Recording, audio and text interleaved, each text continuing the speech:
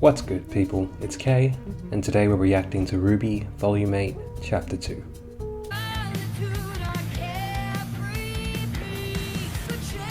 Green tea and lemon.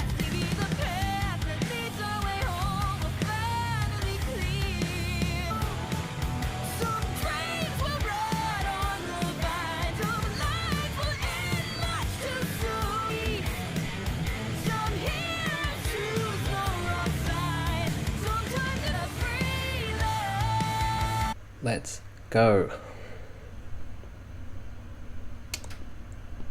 This is your fault. You realize that. It's rough, buddy. Don't you? All I wanted was to bring people together.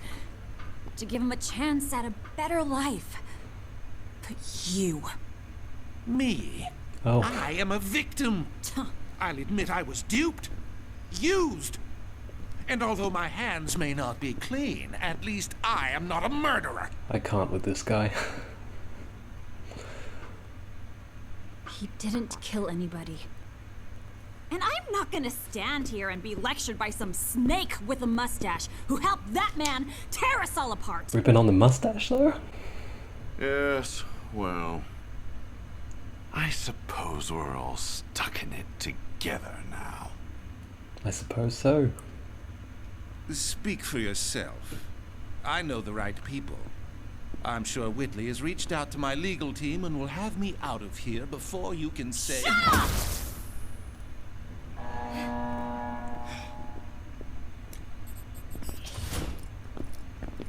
This should be interesting.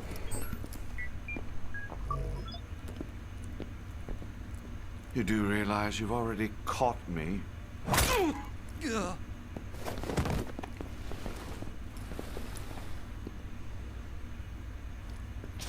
No warning, though. I hate not being able to do anything. We can do something.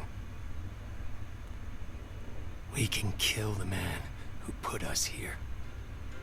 With still no word from General Crow? Ironwood, Mantle citizens are that how it frightened is? and perplexed by the sudden withdrawal of military personnel, especially given the massive GRIMM horde outside the kingdom. I've never seen anything quite like this. It truly feels like the end of days. But the Atlas Eye is committed to updating the public until our dying... Hey, wait!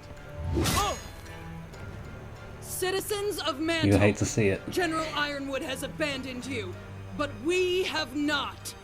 If you can hear this, gather any food and supplies you need to stay warm, then head to the Mantle crater. The GRIMM are starting to make their way back into the city, but we can hold the line if we all come together. If we don't, well, you've all seen what's waiting for us out in the storm. It's time to show your teeth, Mantle. See, you just exposed yourself like that, though. Alright, the others are definitely missing out.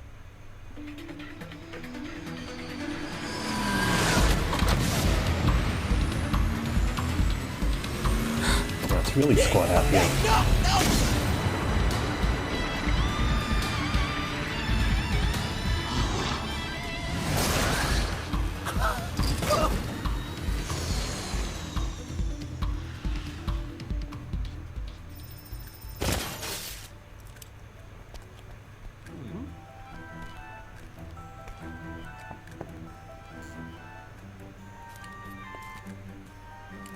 Only take what you need. The crater? Are you sure it's safe out there? Absolutely, ma'am. Ain't no one gonna buy that.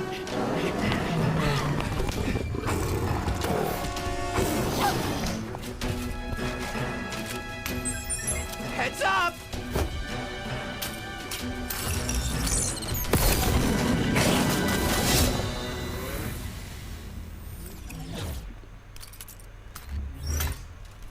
Way better than a hoverbike.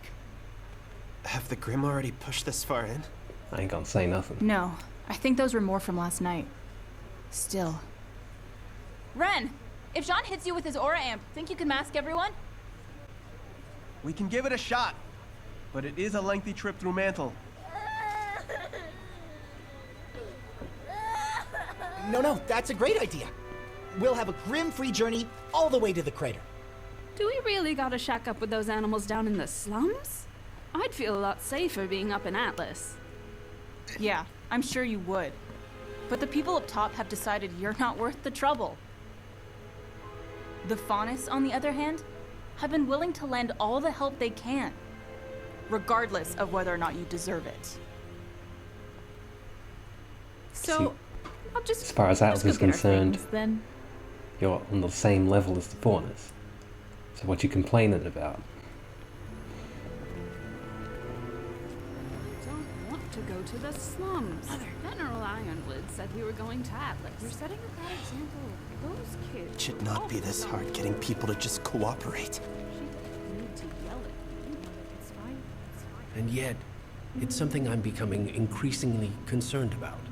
You know, I really don't need your additional commentary right now. No, I do. You all have every right to be upset. Especially you, Oscar. I'm sorry I left you. I'm not upset that you left. I'm upset you came back. I started to feel like me. Not the same me I was before all of this, but the me I always wanted to be. I felt like I was actually part of the team. I understand. But even though it may not have felt like I was with you, I was never truly gone. You're gaining control of my remaining magic, recollecting my longest-held memories, which means our two souls are still on the inevitable path to becoming one. But I don't want that. Neither do I. Hey, you good? It's just a lot to focus on. You can do it, Ren. We're almost to the crater. I don't need a pep talk. I need to focus. Right. We need to find a way to work together. Not just the two of us. My man Ren is turning himself into a cipher. Turning himself into a cipher. Into a cipher.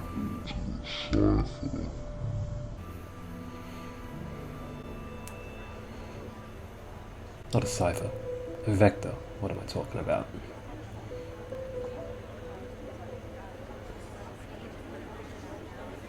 All right, come on.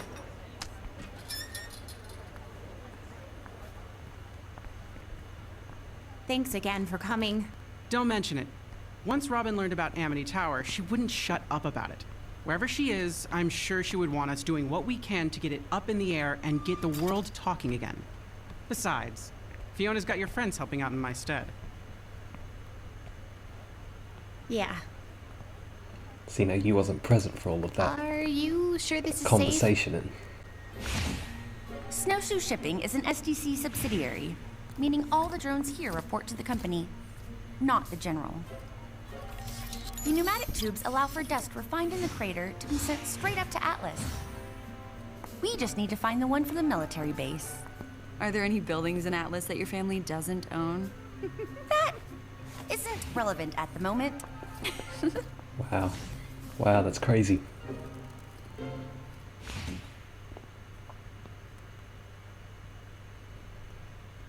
Hey. I do not like it when friends fight. I know, Yang and I might not agree on how best to save Mantle, but... No.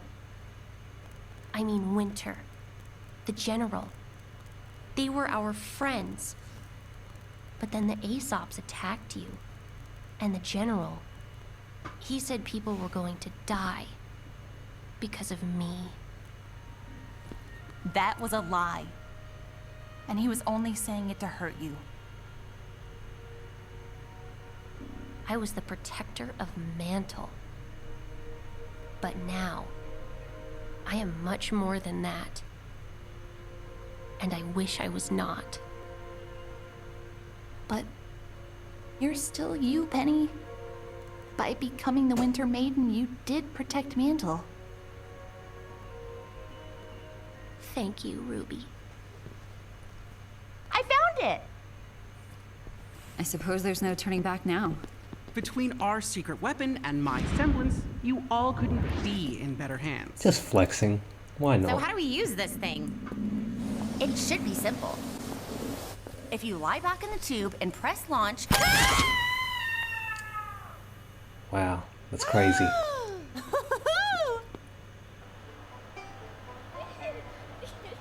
No, Crimson, I need you and your team over in Sector 11. Mantle police are helping us clear the hospital, but they're gonna need backup. You're doing great, Fee. Robin would be proud. I feel like you should be doing this after flexing on the news like that. Get the How else flexing. was I supposed to get the word out? Besides, it seems to be working. Where's this group coming in from? That would be Sector 7. You cleared 7 already? That's great! To be honest, I wasn't sure how you'd be doing without all of your teammates. Well, as you can see, we're doing Ren ain't just having fine. none of it. Where are you putting everyone? We're working to get most of them settled in houses or other shelters. A large portion of the community is also trying to get old mine shafts into a livable condition. We've got a lot of people to keep warm. Looting the SDC refineries is our best source of dust. Fortunately, no one's getting arrested during the apocalypse. Just knowing those GRIMM are circling out there doesn't feel great. What are they waiting for? Fee, we got another fight breaking out. Crap. Thanks, Uncle. We'll handle it. I'll handle it. You've got enough to worry about. Fiona, Grimson again. We spotted a decent-sized group of GRIMM moving in from the east. Can't take them with all these civvies. Oh, for crying out loud. Did he say east?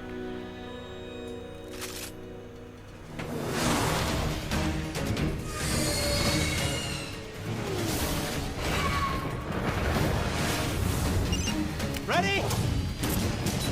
Now!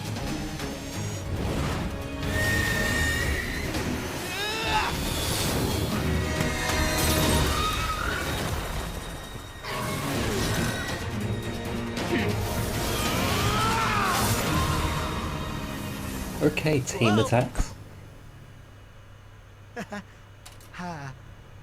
Slow your roll, bro. Okay, Fiona. That's one more problem taken care of. Good, because we're getting reports of more GRIMM coming in from the west. The huntsman there could really use some backup. Okay, we're on our way. It's all the negativity. Salem's forces aren't moving in, but it's enough to start attracting the stragglers. Why were you looking at Ren when you said that? We're not finished. All right, we need to hurry this up and take...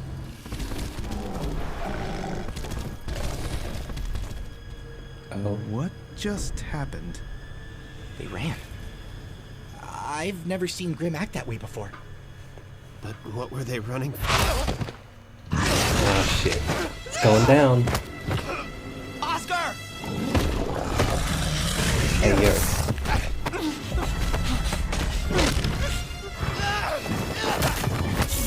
Damn.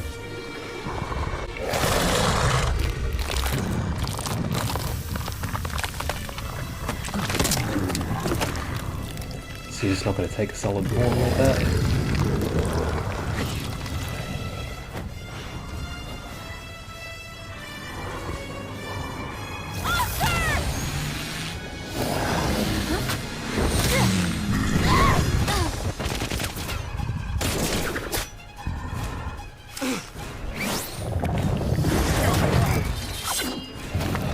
Wait! It's using Oscar as a shield! But GRIMM aren't that smart. Give him back!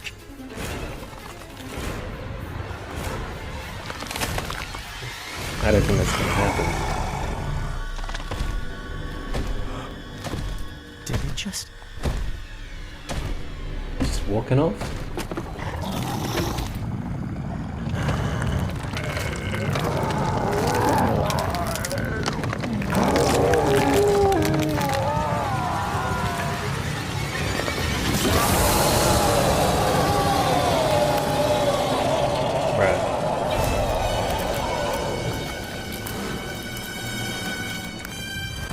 You're gonna do something or what?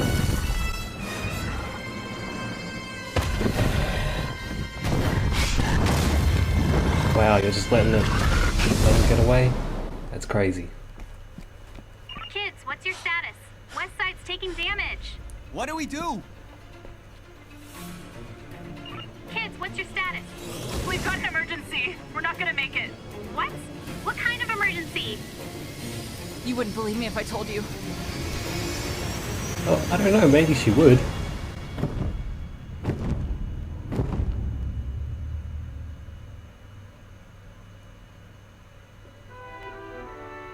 Damn, that's crazy. So, as this second episode was playing out, I got the sense of a logbook or a mission journal, perhaps a video diary, and it also gave me the feeling of a game, going from point A to point B, clearing stages of a mission to progress to the next. I really got this feeling following Yang's team.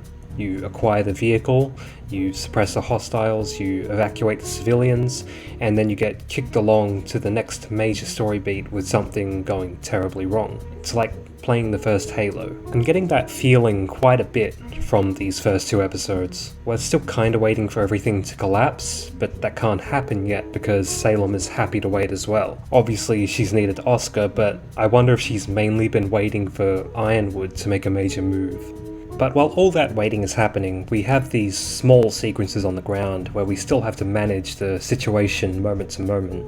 It's a bit of a juggling act, and I'm not gonna lie, I myself am hanging out for big drama, so I have to wonder about how effective these little stories are going to be in the long run of the actual battle for Atlas.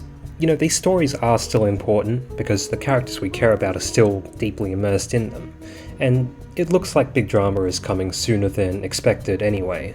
For instance, while I had a feeling after last episode that Oscar was going to be taken, I didn't expect it to happen the very next episode. That and RWBY's team is already close to making a move on Amity. I might have expected at least another episode's worth of prowling the streets, trying to get where they're going, doing stuff here and there, and that format gets repetitive almost immediately. So clap to the show for choosing not to linger and getting that over and done with in this episode. We didn't need another Volume 5. So the word for this week is identity, and I wanted to focus on Oscar, Penny, and Ren in particular. Ren doesn't want to acknowledge the emotional attachment he has to those around him. The way he acts, I get the sense that he would rather everyone he loves be hidden away and safe, so that he wouldn't have to worry about the stakes. He also seems to be drawing on the Ironwood mentality of I know what's best for us. Differently from Ironwood, I think Ren is scared of the people around him not listening and then being put in harm's way as a result, which would probably cripple him emotionally. Again, differently from Ironwood, who at this stage would be more likely to just move on to the next. Any discussion of identity regarding Penny is going to be pretty rich due to her nature, and she is still reeling from what happened with the Winter Maiden at the end of last season. Throw on top of that the dissension within the squad and Ironwood's clear attempts to speak to her naivete and manipulate her. It's easy to see why she's feeling overwhelmed. I'm not saying she's not smart. It's a simple matter of her environment hasn't prepared her for a situation where she has to deliberately act against the wishes of someone like Ironwood. But of course, it helps that she's able to lean on someone like RWBY. Given this season's opening and various elements within it, it would be wise to keep an eye on the relationship between those two. I saved Oscar for last because, well, his identity crisis underscores this entire conflict. I think for a while, during the time that Ozpin was gone,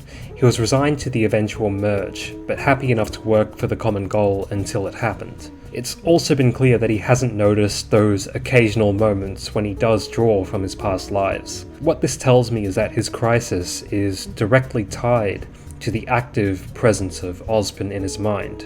It's as if he resents Ozpin's commentary because it is the most obvious reminder of what's eventually going to happen. And interestingly, it seems like his having to engage with Ozpin makes him feel disconnected from everyone else.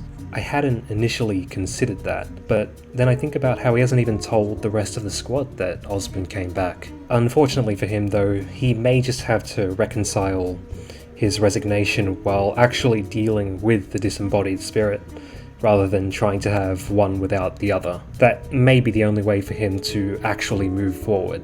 And of course, the fact that he's about to end up in Salem's hands should bring about some impetus for him to make some big decisions on that front and on others. With that said, let's get to some observations. I was hoping we'd get the Crow and/or Robin interrogation scene this episode, but that's cool. I can wait another week or two. I still don't know how I feel about the whole Crow thing. It'd be wise to let it play out, because it's the kind of storyline that asks you to mess around with your sympathies. I struggled to meet Crow all the way on his motivations, because he was responsible for what happened to Clover, and that whole sequence of events has kind of poisoned the well for his character right now. I need to see a lot more from him and this storyline before coming to a sound conclusion. That woman who was complaining about having to go into Refuge with the Faunus. What's clear is that while she thinks of Mantle's Faunus in a particular way, the people who matter in Atlas look at all of Mantle's population the same way, beneath them. Just saying, it helps have a bit of perspective. The shot of the trampled toy while Oscar was talking brought to mind the idea of innocence lost, and his youth and innocence specifically. He may not have used those words, but that's definitely what the image conjured to me. It's always good to get a bit of levity. It's been a pretty grim first couple of episodes, so the humour with Weiss and co was appreciated. It's also always good to see the continued use of pneumatic tubes in science fiction. Never stop. May is way too confident for my liking. It makes me worry that something bad's gonna happen. To her specifically. I can't believe Fiona said flexing like that. She's still good with me though. I can't stay mad at someone who bounces like that. It's funny, but not funny at the same time. But seeing Ren just immediately leave at the mention of teammates, it's hilarious to me. Maybe I'm broken. After seeing Gus's name in the credits, I had to pay extra close attention to Fiona's uncle, and that's crazy because the voice is just unrecognizable. The way the Hound attack was shot and directed was very interesting. The use of extreme close-ups is an intentional way to keep an audience guessing, which is helpful given that we hadn't seen the scream in its entirety. It makes the action look messy on purpose, and it really gives the feeling of this monster being right on top of Oscar. It's nice work. The Hound itself is fascinating, an intelligent Grimm that can shapeshift at will and speak. That's wild. I totally missed that in the reaction. I had to watch a couple of times back to realize that it actually did speak. But what it also represents is another stage for our understanding of the Grimm. These are creatures we've always seen as a force of nature. Their showing a capacity to reach this level of sentience is a potential game changer. For instance, is this the only one that has this level of intelligence, or does Salem have the capacity for more? Now, I know these guys are shocked by what they've just witnessed, but did they really have to stand still while the Hounds, turned its back to them and grew wings and flew away before taking action? I get that they don't want to underestimate this thing and possibly hurt Oscar, but they did look a bit goofy in that moment, waiting until the Hound was in the air before doing anything. I also wonder if this will lead to a quicker reformation of the squad than I was anticipating, or if everyone is still going to remain divided while this Oscar thing is happening. I leave you to draw your own conclusions. In closing, Refuge is an episode which requires you to look a bit beyond the surface to find the best bits, and in the moment it is admittedly a bit of a mixed bag. The wild introduction of the Hound and the capture of Oscar will linger longest, and rightly so, but there is still some value to be found elsewhere, be it in the continuing personal struggles of a number of our protagonists, the on-the-ground minutiae of managing Mantle's crisis and the people connected to it, or the realization that this season's story might be moving along quicker than anticipated. Call that faint praise if you want, but let's be honest, when we close the book on Volume 8, this will not be an episode I think too much about in hindsight. So that's how I'm feeling on it. Volume 8, Chapter 2. Thanks for watching. I'll see you next time.